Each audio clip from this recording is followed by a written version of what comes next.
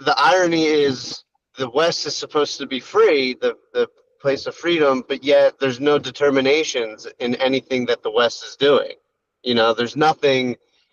You don't need family. You don't need this. Like the whole force of necessity is being gradually removed from what's appropriate in America, really.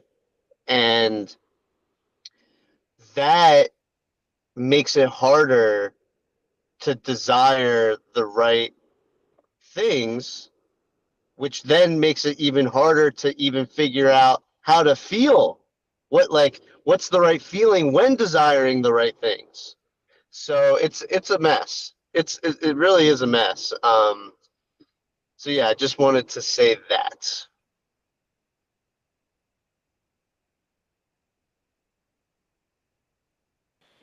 Clayton, go Clayton or Jock. Go ahead, Jock. I'm sorry. Yeah, I just want to actually. So on the note about that, I talked about it a little bit in the last reply to you, Clayton, but I want to emphasize a little bit more. So an area of interest that this group has a lot of interest in is shame, as the contrary to the beautiful, because in ancient Greek that was the specific distinction. It's not ugliness, it's shame. That's the ugliness to beauty. So the reason why I want to share this note from you, and you mentioned it twice in the article. I brought up the first one. I'll repeat it and then connect where you talk about it again later in the article. An inherited shame, the oldest pattern, carries forward the self-erasure an early generation suffered and dresses it as fidelity. Then you go on further to say, inherited proverbs are deployed to shut down a fair complaint by dressing it in the authority of the ancestors. Refusal hardens into a punishing taboo.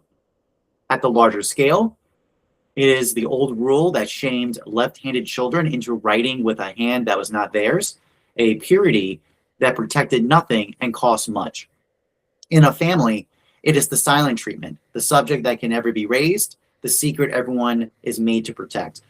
So I find that really interesting, both in terms of that use of shame, which kind of in the model you're presenting is the shutting down of agency of the entity, of the subject, right? So that's a very interesting pickup right there. And then the operation of difference in relationship to shame. I think those theories caught my attention a lot. They kind of build on what Luber's talking about. Clayton, the floor is yours. Yeah, no, it's the shame gets kind of like commandeered to sort of like strengthen a position, to win a position.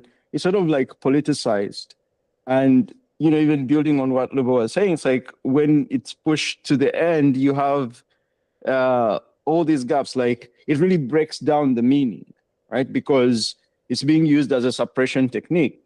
And going back to my initial proposition that like each of these characters has stakes and they do have a reality to fight for.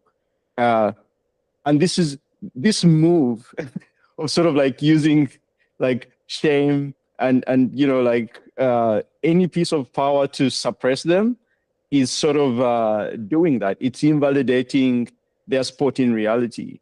And by invalidating their sporting reality, you're breaking the whole structure of the larger theme. And this is